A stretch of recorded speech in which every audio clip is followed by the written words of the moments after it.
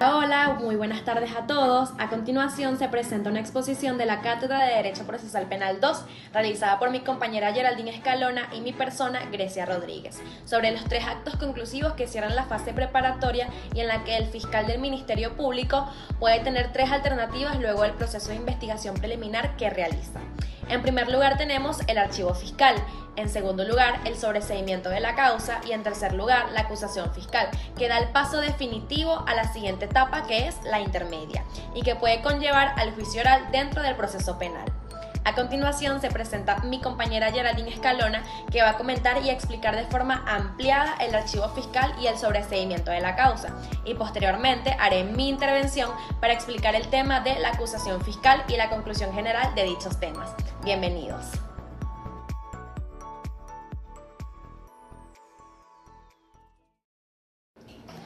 Hola, ¿cómo están? Mi nombre es Geraldine Escalona y tal como mi compañera Grecia Rodríguez estaba comentando en la introducción, me corresponde entonces hablar y explicar en esta exposición acerca de los 2 primeros actos conclusivos del proceso penal que no permiten la continuidad del proceso. Finalmente, mi compañera Grecia va a estar explicando acerca del acto conclusivo de la acusación fiscal que da la puerta de entrada para las siguientes etapas del proceso. Pero antes de llegar a la acusación fiscal, voy a estar conversando y comentando acerca del sobreseimiento de la causa y del archivo fiscal. Como bien ya les explicaba, los 2 primeros actos conclusivos que suspenden el proceso penal o que lo finiquitan en el caso del sobreseimiento de la causa porque se tiene el carácter de cosa juzgada y sencillamente termina el proceso allí. Bien, vamos a comenzar por el primer acto conclusivo, que es el archivo fiscal. Este acto se refiere a la decisión del Ministerio Público de dar por concluida una investigación penal sin presentar una acusación formal ante un tribunal, dado que el Ministerio ha evaluado los elementos de prueba y ha determinado que no existen suficientes fundamentos para continuar con el proceso penal. Y esto puede deberse a la falta de pruebas, a la inexistencia de delito o a la no responsabilidad del imputado. Así que a diferencia del sobreseimiento, del cual voy a hablar más adelante, que es una decisión judicial, el archivo fiscal es una decisión administrativa del Ministerio Público y quiero empezar aclarando esto. Es decir, este órgano, que es el Ministerio Público, tiene la facultad exclusiva para decidir si se archiva un caso o no, y esto es lo que refleja el papel central de este primer acto conclusivo. Importante, ¿cuáles son los efectos que trae la decisión del acto conclusivo del archivo fiscal? Cuando se archiva un caso, elementalmente se cierra la investigación y esto impide que se continúe con el proceso penal en el futuro a menos que surjan nuevas pruebas que justifiquen la reapertura del caso. Y esto proporciona una forma de cierre tanto para los imputados como las víctimas. Vamos a ver a continuación que nos establece el artículo 297 del Código Orgánico Procesal Penal y, por supuesto, el resto de los artículos que están vinculados con esta materia, como el 298 y el 299. Bien, revisemos el artículo 297 del Código Orgánico Procesal Penal, que nos dice que cuando el resultado de la investigación resulte insuficiente para acusar, el Ministerio Público decretará el archivo de las actuaciones sin perjuicio de la reapertura cuando aparezcan nuevos elementos de convicción y de esta medida, por supuesto, deberá notificarse a la víctima que haya intervenido en el proceso. Esto significa que cesará toda medida cautelar decretada contra el imputado o la imputada a cuyo favor se acuerde el archivo. Y en cualquier momento importante la víctima podría solicitar la reapertura de la investigación indicando las diligencias conducentes. Esto es importante analizarlo porque definitivamente el artículo 297 nos deja claro cuál es la intención del legislador en materia penal con respecto a la decisión que pudiera tomar el fiscal en estos casos. Además de esto, el 297 en el parágrafo único aclara que en los casos de delitos en los cuales se afecta el patrimonio del Estado, el fiscal del ministerio debería pues entonces remitir al fiscal superior la copia del decreto del archivo con las actuaciones que haya realizado dentro de los 3 días siguientes a su dictado, y si el fiscal superior no estuviera de acuerdo con ese archivo decretado, lo envía a un fiscal de superior para que pueda ratificar o no ese acto conclusivo. De esta norma se desprende entonces que el archivo fiscal es un acto conclusivo que, a diferencia de los demás de esta naturaleza, como lo son la acusación y el sobreseimiento, no comporta una solicitud dirigida al juez de la causa, sino que se trata de una potestad del Ministerio Público realizada luego de efectuar la investigación. Conforme a esta decisión administrativa del fiscal, el juez de la causa no aprueba ni ratifica el archivo fiscal. En tanto, el fiscal del Ministerio Público solo está obligado a notificar a la víctima que haya intervenido en el proceso y participar al juez de la causa su decisión de archivar las actuaciones, a los efectos de ¿qué? De que el juez dicte el cese de cualquier medida cautelar impuesta al imputado.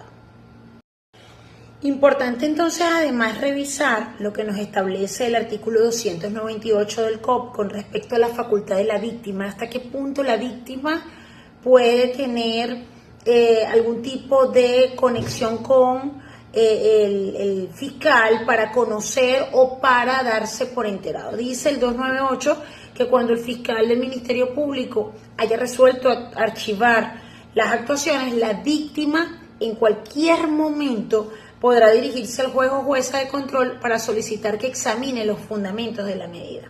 Es lo que procede. Y el pronunciamiento del tribunal está descrito en el 299, que nos dice que si el tribunal encuentra fundada la solicitud de la víctima, así lo declarará formalmente y ordenará el envío de las actuaciones del fiscal a un fiscal superior para que éste ordene a otro fiscal que realice el procedimiento pertinente de revisión. Vamos entonces ya para cerrar las conclusiones finales con este tipo de acto conclusivo. El archivo es una de las actuaciones que es potestad del Ministerio Público y se decretará si la investigación resulta insuficiente para acusar. Así que este acto concluye el proceso investigativo en este momento. Interesante la notificación a la víctima. Es fundamental que la víctima que haya participado en el proceso sea notificada sobre la decisión de archivar el caso, porque esto asegura la transparencia y el derecho a la víctima de estar informada y además de solicitar la revisión, como ya lo establece el 298. La reapertura de la investigación. Aunque se decrete el archivo, siempre existirá la posibilidad de reabrir el caso si aparecen nuevos elementos de convicción, y esto permite que la investigación pueda continuar a futuro solo y si se presentan pruebas realmente convincentes.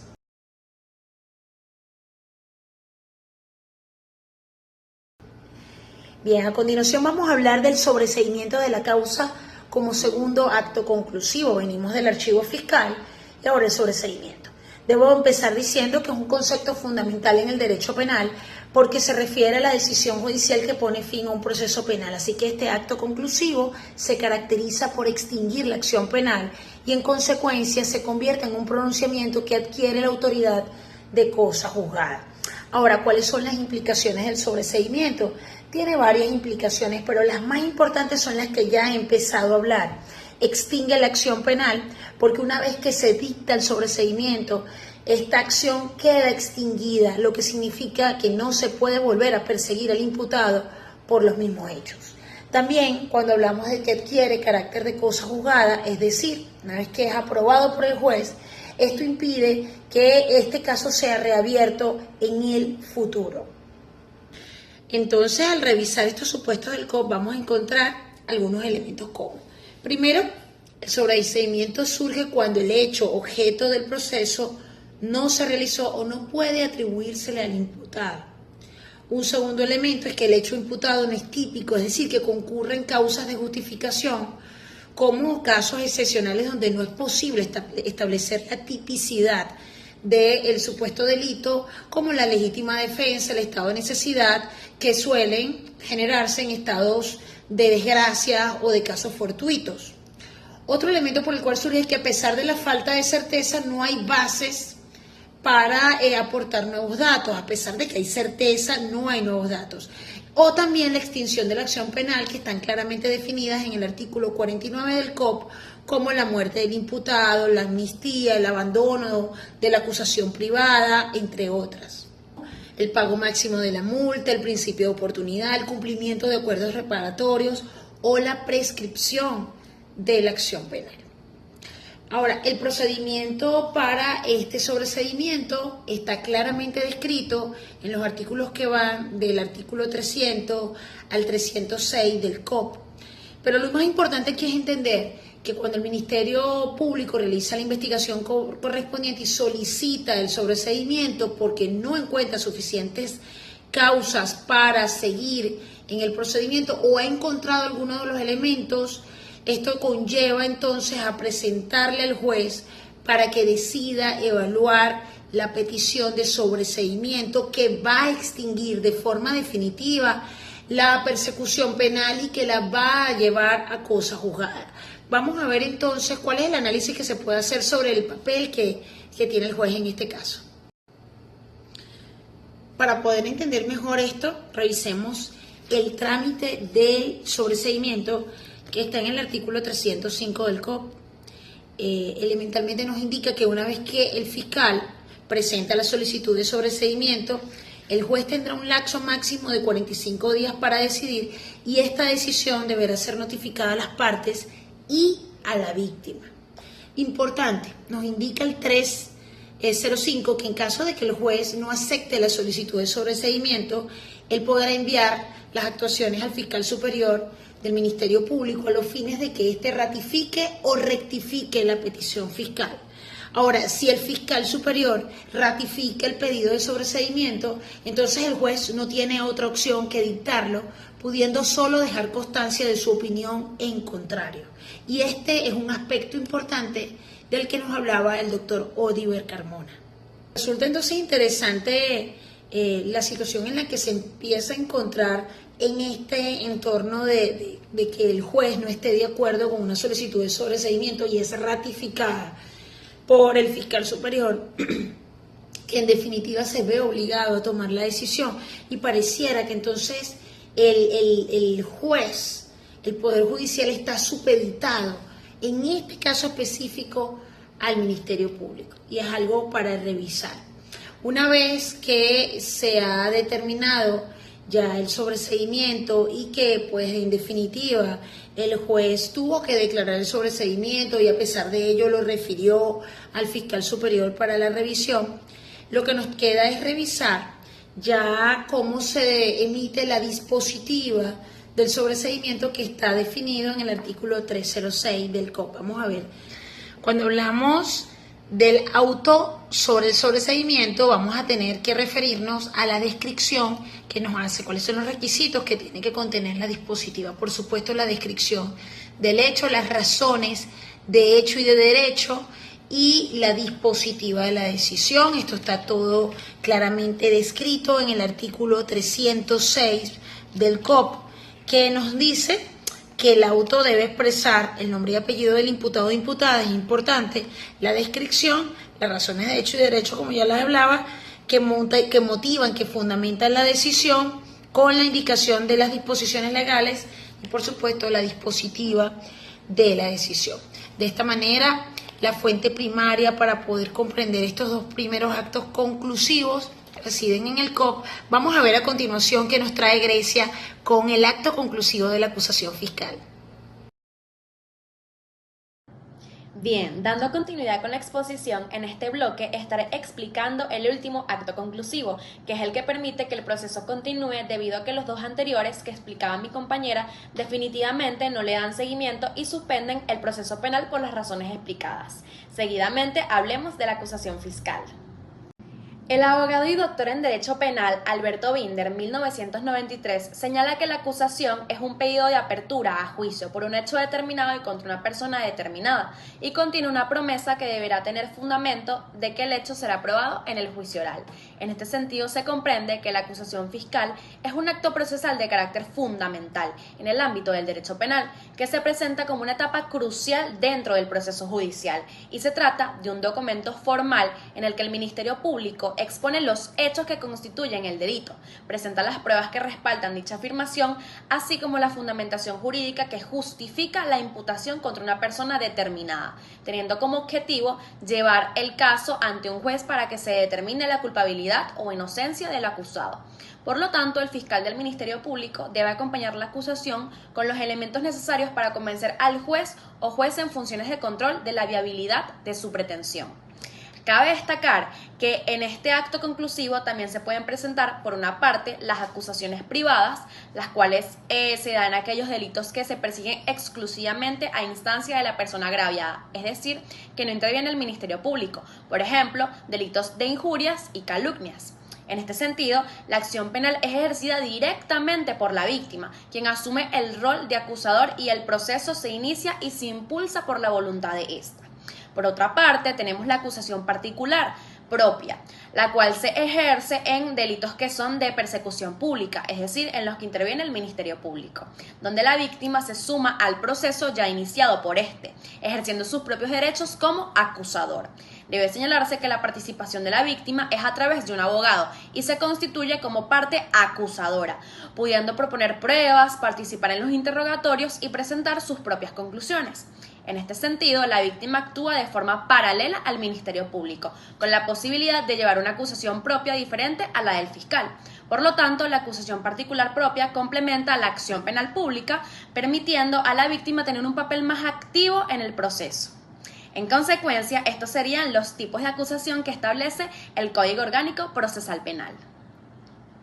Ahora bien, continuando con el tema de la acusación fiscal, se comprende que le corresponde al Ministerio Público, como garante de la Constitución de la República Bolivariana de Venezuela y de las leyes, ejercer la acción penal en nombre del Estado, en aquellos casos en que no sea necesaria la instancia de parte para ejercerla, o salvo disposición expresa en contrario. Así lo establece el artículo 11 del Código Orgánico Procesal Penal. Por lo tanto, el ejercicio de la acción penal por parte del Ministerio Público implica llevar a cabo una investigación en la que se recopilan los elementos de convicción que serán el sustento de su acto conclusivo. Por ende, la investigación realizada por el Ministerio Público tiene lugar durante la fase preparatoria del proceso penal, a cargo del juez en funciones de control, y tiene por objeto establecer la verdad sobre los hechos a través de los elementos de convicción que éste presente. Por consiguiente, esta fase preparatoria culmina de la presentación por parte del Ministerio Público del correspondiente acto conclusivo, los cuales pueden ser el archivo fiscal, el sobreseimiento de la causa o la acusación fiscal. Como se puede evidenciar anteriormente, mi compañera Geraldine desarrolló de forma excelente los primeros dos actos conclusivos que se pueden presentar en el proceso penal. Por ende, en este bloque explicaré el procedimiento que se cumple con la acusación fiscal a continuación. La presentación de la acusación fiscal da lugar al inicio de la fase intermedia del proceso penal, la cual se encuentra ubicada en el libro segundo del procedimiento ordinario, título 2, de la fase intermedia a partir del artículo 309 hasta el 314 del Código Orgánico Procesal Penal, y se encuentra a cargo de un juez en funciones de control. En este sentido, la acusación supone que el fiscal del Ministerio Público cuenta con los suficientes elementos de convicción y medios probatorios pertinentes para el enjuiciamiento del presunto imputado que está involucrado en el hecho delictivo.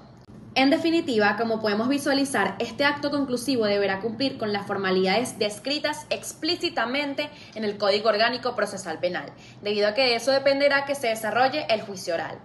En este sentido, el escrito acusatorio deberá contener los datos que permitan identificar y ubicar plenamente al imputado, al defensor y a la víctima, siendo los de este último presentados por separado al escrito acusatorio, lo cual también aplica para los testigos. Asimismo, debe establecer una relación clara, precisa y circunstanciada del hecho punible que se le atribuye al imputado, los fundamentos de la imputación, con expresión de los elementos de convicción que los motivan, los preceptos jurídicos aplicables, los medios de prueba que se le presentarán en el juicio oral, señalando su pertinencia y necesidad, y por último, la solicitud del enjuiciamiento del imputado. Dichos requisitos que debe contener la acusación fiscal se encuentran establecidos en el artículo 309 del Código Orgánico Procesal Penal. Una vez presentada la acusación, corresponde al juez de primera instancia en funciones de control realizar un análisis de los fundamentos que sustentan el escrito acusatorio, a los fines de evitar la interposición de acusaciones infundadas y arbitrarias, por lo que debe examinar juiciosamente si dicha acusación recoge todos y cada uno de los requisitos de forma y de fondo de admisibilidad. En este sentido, se comprende que la acusación fiscal cumple con las siguientes funciones: En primer lugar, da lugar a la formalización de los cargos contra el acusado, estableciendo claramente qué delitos se le imputan. En segundo lugar, al presentar la acusación se garantiza el derecho del acusado a presentar su defensa, ya que se le informa de manera precisa sobre las acusaciones en su contra. En tercer lugar, la presentación de la acusación permite al juez evaluar si existen elementos suficientes para llevar a cabo el juicio oral, debido a que es un mecanismo de control que asegura que no se inicie ningún tipo de proceso penal sin fundamento. Y en cuarto lugar, establece el marco dentro del cual se desarrollará el juicio, delimitando los hechos y las pruebas que serán objeto de análisis. A través de la acusación fiscal, el Ministerio Público, en nombre del Estado, hace efectiva su obligación de investigar y sancionar delitos conforme a los principios de legalidad y el debido proceso, garantizando además los derechos del acusado, consagrados en nuestra Carta Magna y tratados internacionales. A su vez, también garantiza que el acusado tenga pleno conocimiento sobre las razones que motivan su acusación, permitiéndole tener acceso a una defensa adecuada. El equilibrio entre la acción del Ministerio Público y los derechos del acusado es esencial para asegurar un juicio justo y garantista, cuya esencia radica en buscar justicia y la verdad objetiva. Por ello, es imperativo que los fiscales actúen con suma ética y responsabilidad en sus funciones. A modo de cierre, en el proceso penal, los actos conclusivos son determinantes, ya que marcan el fin de la fase de investigación y definen el rumbo del caso. Estos actos, llevados a cabo principalmente por el Ministerio Público, pueden resultar, en primer lugar, en el archivo fiscal, que es donde se cierra la investigación debido a que el fiscal considera que no hay suficientes elementos para acusar. En segundo lugar, el sobreseimiento de la causa, que se refiere a la decisión de no continuar con el proceso debido a que no se encuentran pruebas suficientes o se determina que no existe un delito. Y en tercer lugar, la acusación fiscal, la cual representa el inicio formal del juicio, donde se presentan los cargos contra el acusado. En esencia, dichos actos conclusivos son la culminación de la investigación y la base para decidir si el proceso continúa hacia un juicio o se detiene. En definitiva, juntos, estos actos garantizan un marco legal claro y ordenado, asegurando que se respeten los derechos de las partes involucradas y se alcance una resolución adecuada en cada caso. En consecuencia, su correcta aplicación es esencial para el funcionamiento eficaz del sistema de justicia penal venezolano. De esta manera concluimos nuestra intervención y doy las gracias al doctor Odiver Carmona por sus excelentes clases magistrales en las que nos ha ilustrado y nos ha orientado de manera bien pertinente, paso a paso, artículo por artículo del COP, referente a todo lo que ha sido la puerta de entrada de la fase preparatoria y la fase intermedia en la cual nos encontramos en estos momentos, una vez que ya hemos comprendido los primeros 3 actos conclusivos y los procedimientos de abordaje del proceso penal en sus primeras etapas. Mi nombre es Geraldine Escalona y estoy agradecida por estar con ustedes. Para finalizar, esperemos que haya sido una presentación de calidad y que pueda servir para futuros estudiantes en el área del derecho procesal penal. Hasta una próxima oportunidad.